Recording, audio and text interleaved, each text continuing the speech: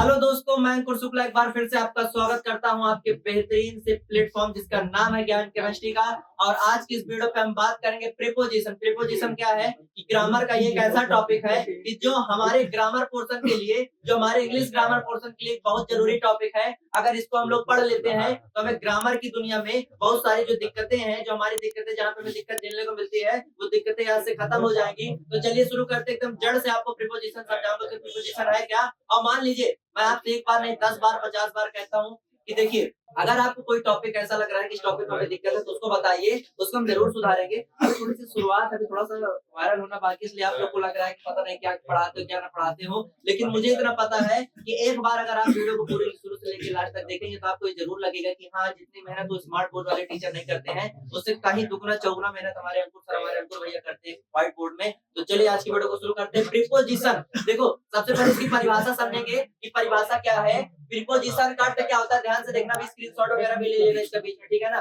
क्या लिखा है, ए preposition is a word. Preposition एक ऐसा वर्ड होता है, एक ऐसा शब्द होता है यूज्ड बिफोर, जो प्रयोग में लाया जाता है, जो यूज होता है बिफोर, मतलब किसके पहले, बिफोर ए नाउन और ए प्रोनाउन। नाउन और प्रोनाउन के पहले ये वर्ड यूज होता है। किस लिए यूज होता है, टू शो, दिखाने के लिए। क्या दिखाने के लिए, इट्स रिलेशन, इसके बीच का संबंध दिखाने के लिए। और संबंध किसके साथ दिखाएंगे, with the other words of the sentence. मतलब प्रीपोजिशन का अर्थ ये होता है कि जब भी आप देखेंगे कि एक सेंटेंस आपके सामने लिखा रहेगा तो उन सेंटेंसों में से नाउन और प्रोनाउन का संबंध किसी दूसरे शब्दों के साथ, नाउन हो या प्रोनाउन हो, उसका संबंध किसी दूसरे शब्दों के साथ दिखाने के लिए जिन शब्दों का हम प्रयोग करते हैं वो शब्द हमारे क्या होते हैं, प्रीपोजिशन कहलाते हैं। एक बार और समझिए, एक पूरा सेंटेंस है, एक पूरा वाक्य है, उस वाक्य में नाउन और प्रोनाउन का संबंध किसी दूसरे शब्दों के साथ दिखाने के लिए जिसका प्रयोग हम करते हैं वो हमारा क्या कहलाता है, प्रीपोजिशन। अब बात यह आती है सर किसका प्रयोग करते हैं, तो वही नीचे जिसका प्रयोग है वो हम आपको नीचे बताएंगे। पहले एक बार परिभाषा अच्छे से समझ लो कि कभी भूलो नहीं कि preposition is a word used before. Preposition एक ऐसा वर्ड है जो यूज होता है बिफोर ए नाउन और प्रोनाउन, नाउन और प्रोनाउन के पहले, टू शो इट्स रिलेशन, इसके बीच का संबंध दिखाने के लिए, विद द अदर वर्ड्स, दूसरे शब्दों के साथ। आपका सेंटेंस जो शब्द किसके हैं, उसी वाक्य के हैं। ये इसकी परिभाषा, मेरे को ऐसा लगता है कि परिभाषा आपको अच्छे समझ में आ गई होगी, ठीक है। अब चलते हैं इसके बारे में पढ़ते हैं कि प्रीपोजिशन की यूज क्या है। तो जो सबसे पहला यूज है प्रीपोजिशन में, जो सबसे पहले नंबर पे आता है, इधर सुनिए, हम आपको ऑन है, इन है, एट है, इसके सब अलग अलग भी बता सकते थे, लेकिन अपने पास अब इतना समय है नहीं। अपने पास तो कोशिश की समय कम है, और कम समय में कितनी ज्यादा से ज्यादा चीजें पढ़ सके। जब नया सत्र शुरू होगा तो इसको और अच्छे से एक्सप्लेन करेंगे। अभी तो कोशिश ये कि एक को दूसरे के साथ रिलेट करके जितना मेन कॉन्सेप्ट आपको पढ़ा दिया जाए। तो सबसे पहले टॉपिक में क्या देखेंगे, ऑन है, अपॉन। भैया ऑन और अपॉन को साथ में लेके मैं समझाऊंगा कि ऑन का प्रयोग कहाँ पे होता है, अपॉन का प्रयोग कहाँ पे होता है, ठीक है ना। देखिए दोनों का प्रयोग कुछ एक ही जैसे होता है, दोनों का प्रयोग कुछ एक ही जैसे होता है, बस थोड़ा सा अंतर आता है। भाई थोड़ा सा अंतर है, यहाँ पे हम आज आपको दिखाएंगे। ऑन का प्रयोग अपॉन का, ध्यान से इधर देखिएगा, on is used for things at rest.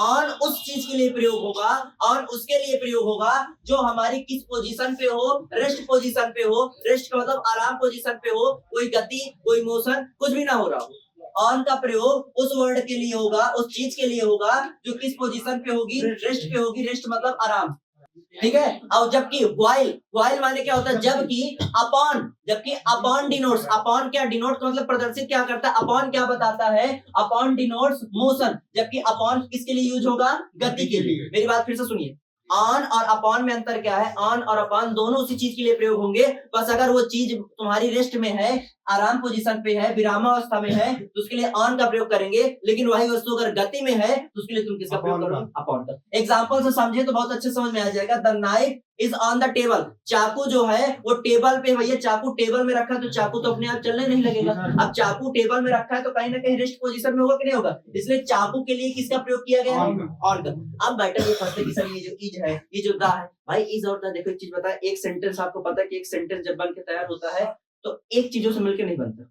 एक सेंटेंस में कम से कम 4 से 5 चीजें आपको देखने को मिलती हैं। अब एक बार में आप चारों पांचों चीजें नहीं पढ़ सकते। आप जब ग्रामर की दुनिया में जाते हो तो एक बार में आपको चारों पांचों चीज नहीं पढ़ सकते। अब ये होता है कि एक एक चीजों को हमको पढ़ना है। तो जैसे यहाँ पे हमारी जो कोशिश है वो कोशिश है कि प्रीपोजिशन को समझना है। तो प्रीपोजिशन यहाँ पे कौन सा यूज हो रहा है, ऑन का। अब ऑन का प्रयोग क्या है यहाँ पे क्यों हुआ, क्योंकि हमें पता है कि जो चाकू है वो टेबल में कैसे पोजीशन पे रखा हुआ है, रेस्ट में। जबकि दूसरा एग्जांपल देखो, the dog jump upon the bed. भैया कुत्ता जंप कर रहा है और जंप होने के बाद किसी के ऊपर जाएगा, किसके ऊपर जाएगा? बेड के ऊपर जाएगा। लेकिन कुत्ता जंप का मतलब किस पोजीशन में? भैया कुत्ता कूद रहा है तो गति होगा कि नहीं? गति करने के बाद जाएगा कि नहीं जाएगा? चाकू भी उसी के ऊपर रखा है, कुत्ता भी उसी के ऊपर ही जाएगा, लेकिन चाकू रेस्ट में है और कुत्ता कैसे है? गति में। तो चाकू के लिए किसका प्रयोग किया गया? और जंप के लिए, और ये कुत्ता के लिए कौन सा? अपॉन। क्योंकि ये क्या है? जंप कर। ये तुम्हारा ऑन और अपॉन का यूज है, इसको अच्छे से देख लेना, अच्छे से स्क्रीनशॉट ले लो। अब आपके सामने अगला बता देता। कैमरा मैन यहाँ जरा फोकस करें।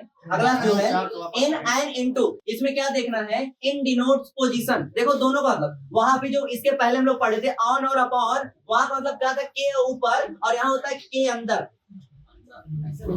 जिसको हम लोग बोलते हैं मे। क्या बोलते हैं? मे।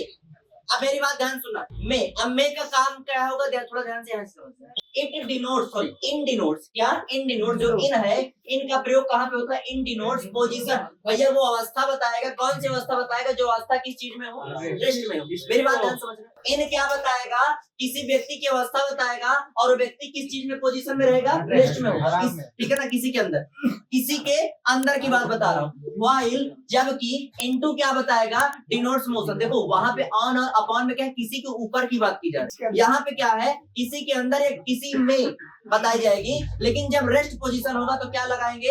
इन। और जब वही पोजीशन मोशन में बदल जाएगा तो क्या लगाएंगे? इनटू। एग्जांपल से बहुत अच्छे समझ में आ जाएगा। लिखा है सी इज इन द लाइब्रेरी। भैया वो लड़की कहाँ है? लाइब्रेरी में है। अब लाइब्रेरी में है, देखो और कुछ यहाँ लिखा है क्या बीच में? नहीं लिखा, सीधे क्या लिखा है? वो लाइब्रेरी में है। लाइब्रेरी में है तो भैया का साथ एकदम भाई ठीक नहीं। लाइब्रेरी के अंदर किस पोजीशन में है? रेस्ट में। लाइब्रेरी में है और किस पोजीशन में है? रेस्ट में। लेकिन ये वाला जरा ध्यान से देखो, सी केम। भैया वो आई, आई का मतलब क्या होगा? मोशन में। किसमें? यहाँ क्या आई गई कुछ लिखा है क्या? भैया वो लाइब्रेरी में है, लाइब्रेरी में रेस्ट पोजीशन में है। लेकिन यहाँ एक शब्द यूज कर दिया गया जिस शब्द को हम लोग क्या बोलते हैं? केम। केम का मतलब वो आई, और आई किसके अंदर आई? दोनों में, लाइब्रेरी के अंदर। इसमें भी है, इसमें भी। लेकिन ये वाले में कैसे पोजीशन में? रेस्ट में है। और इसमें कैसे है? इसलिए रेस्ट के लिए यहाँ किसका प्रयोग किया गया? इन। और यहाँ किसका प्रयोग किया? इनटू। समझ में आए भाई? दोनों में लाइब्रेरी में या लाइब्रेरी के अंदर है, लेकिन यहाँ क्या है? रेस्ट में है। यहाँ क्या है?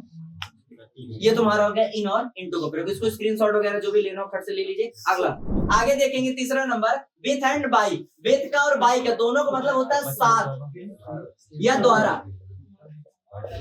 द्वारा या, ठीक है, साथ या द्वारा। बाई का मतलब द्वारा, विथ का मतलब क्या होता है? साथ। अब यहाँ पे क्या है? ध्यान से सुनिएगा। With is used for the, with कहाँ पे यूज होता है? With is used for the instrument, किसी उपकरण के लिए, और टूल्स या किसी औजार के लिए। मेरी बात ध्यान समझना। विथ का प्रयोग कहाँ होता है? कि जब किसी उपकरण या किसी औजार की बात किया जाए तो किसके लिए प्रयोग करेंगे? इंस्ट्रूमेंट, उपकरण। देखो उपकरण में मार्कर है, मार्कर भी तुम्हारा क्या एक प्रकार का उपकरण, ठीक है ना? मार्कर भी एक प्रकार का क्या उपकरण है? टूल्स मतलब होता है औजार। आप जैसे कुल्हाड़ी ले रहे हो, आप चाकू ले रहे हो, कुछ भी ले रहे हो, सब कुछ में आ जाता है, आपका इंस्ट्रूमेंट और टूल्स में आ जाता है। जबकि बाई का प्रयोग, बाई का प्रयोग कहाँ पे होता है? Use for the agent. भैया एजेंट के लिए, एजेंट का मतलब होता है जो कार्य परफॉर्म हुआ ना, वो किसी न किसी व्यक्ति के द्वारा परफॉर्म होगा, वो व्यक्ति के लिए क्या यूज होगा? बाई। देखो ये एजेंट जो होता है, पहले जब जाया जाता था ना राजा महाराजों के शासन में, एजेंट राजा महाराजाओं के शासन में होता था ना, एक एजेंट भेजा जाता था जिसको लोग क्या बोलते थे? दूत। क्या बोलते थे? दूत। यहाँ की खबर लेके वहां जाता तो वहां की खबर यहाँ पे क्या है? विथ का प्रयोग होता है उपकरण और औजारों के लिए। विथ का प्रयोग क्या होता है? उपकरण या औजार के लिए। जबकि बाई का प्रयोग क्या होता है? एजेंट के लिए। एजेंट मतलब किसी न किसी व्यक्ति के द्वारा वो काम किया जाएगा, तो उस व्यक्ति के लिए क्या यूज किया जाएगा? बाई का प्रयोग। लेकिन किसके द्वारा हुआ, मतलब सॉरी, जो उपकरण या इंस्ट्रूमेंट की बात की जाएगी उसके लिए किसका प्रयोग करेंगे? विथ का। आदमी वही ओके, पहले क्या का प्रयोग करा? बाई का। और जो इंस्ट्रूमेंट उपकरण होगा उसके लिए क्या प्रयोग करेंगे? विथ का। एग्जांपल से समझो, I am writing a letter. भैया मैंने एक पत्र लिखा, और किसके द्वारा लिखा? पेन से। किससे लिखा? पेन से। पेन एक प्रकार का उपकरण है, तो पेन के लिए क्या यूज कर दिया गया? मैं पत्र लिख रहा हूँ, I am writing a letter, मैं पत्र लिख रहा हूँ, और किससे लिख रहा हूँ? पेन से लिख रहा हूँ, तो क्या भी लिख देंगे? पेन। नीचे वाले में देखो दोनों है, नीचे वाले में देखो दोनों समझ में आ जाएगा। द रॉबर है, the robber was killed. Robber माने क्या होता है? डकैत, जो भी बोल सकते, डाकिया मत बोल देना, डकैत। द रॉबर वाज किल्ड, जो डाकू है वो मारा गया। किसके द्वारा मारा गया? By him. बाय हिम मतलब उसके द्वारा, उसके द्वारा नहीं, the robber was killed, robber जो डाकू है मारा गया, किसके द्वारा मारा गया, उसके हिम का प्रयोग किसके लिए किया गया, उसके द्वारा। अब देखो हिम कोई ना कोई आदमी होगा, इसलिए आदमी के पहले यहाँ पे क्या प्रयोग किया गया, बाई। मैंने कहा ना कि एजेंट होगा तो एजेंट के पहले किसका प्रयोग होगा, बाई का। अब आदमी ने मारा, किससे मारा, कुल्हाड़ी से मारा। कुल्हाड़ी ये तुम्हारी क्या है, औजार उपकरण, तो कुल्हाड़ी के आगे क्या प्रयोग किया गया, जहां पे उपकरण या औजार की बात की जाएगी उसके आगे किसका प्रयोग किया जाएगा, विथ का। और जहां पे किसी एजेंट की बात की जाएगी, एजेंट के आगे किसका प्रयोग किया जाएगा, बाई का। फिर से समझो, द रॉबर वाज किल्ड, जो डकैत है किसके द्वारा मारा गया, उसके द्वारा। और उसके लिए किसका प्रयोग किया गया, बाई का। और किसमें से मारा, कुल्हाड़ी से। किसका प्रयोग किया गया, स्क्रीनशॉट ले लो। तो हेलो दोस्तों, आज ये प्रीपोजिशन का पहला लेक्चर है। प्रीपोजिशन के एक लेक्चर मैं और बनाऊंगा जिसमें कल आपको कुछ प्रीपोजिशन के बारे में और भी बताऊंगा, और इसके साथ साथ कुछ प्रीपोजिशन के आपको मैं एग्जांपल भी लगवाऊंगा। तो मिलते हैं आप लोगों से अगले वीडियो में, तब तक के लिए जय हिंद, जय Bharat, thank you, have a nice day.